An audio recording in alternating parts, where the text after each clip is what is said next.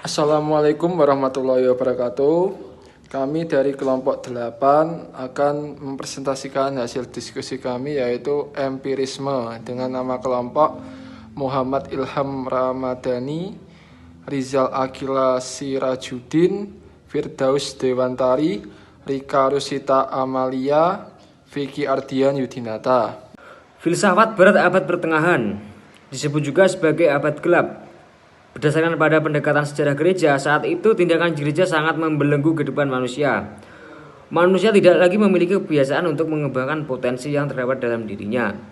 Para ahli pikir saat itu juga tidak mempunyai kebebasan berpikir, apalagi terdapat pemikiran-pemikiran yang bertentangan dengan ajaran agama.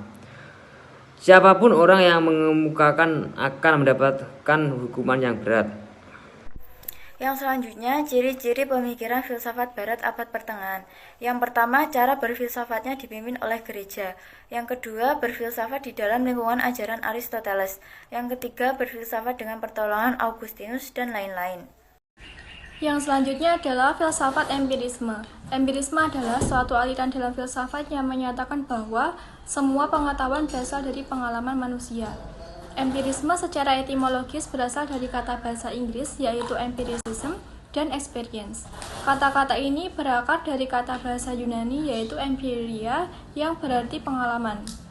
Empirisme lahir di Inggris dengan 3 tokohnya yaitu David Hume, George Berkeley, dan John Locke. Para penganut aliran ini bertolak belakang dengan para penganut aliran rasionalisme.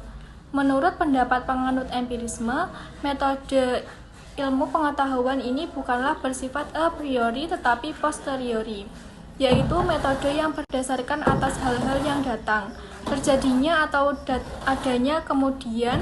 Bagi penganut empirisme, sumber pengetahuan yang memadai itu adalah pengalaman. Yang dimaksud dengan pengalaman di sini adalah pengalaman lahir yang menyangkut dunia dan pengalaman batin yang menyangkut pribadi manusia. Baik, untuk selanjutnya adalah ajaran-ajaran pokok empirisme. 1. Semua ide atau gagasan merupakan abstraksi yang dibentuk dengan menggabungkan apa yang dialami. 2. Pengalaman indrawi adalah satu-satunya sumber pengetahuan dan bukan akal atau rasio. 3. Semua yang kita ketahui pada akhirnya bergantung pada data indrawi. 4. Semua pengetahuan turun secara langsung dan dikumpulkan secara tidak langsung. 5. Akal budi mendapat tugas untuk mengolah bahan-bahan yang diperoleh dari pengalaman. 6. Mengakui bahwa pengalaman sebagai satu-satunya sumber pengetahuan. Selanjutnya tokoh-tokoh empirisme. Yang pertama yaitu Thomas Hobbes. Ia adalah seorang ahli Inggris yang lahir di Malmesbury. Dalam bidang kenegaraan ia mengemukakan teori kontak sosial. Pendapatnya adalah bahwa ilmu filsafat adalah suatu ilmu pengetahuan yang sifatnya umum. Yang kedua adalah John Locke. Ia adalah ahli politik, ilmu alam, dan kedokteran. Bukunya yaitu Essay Concerning Human Understanding.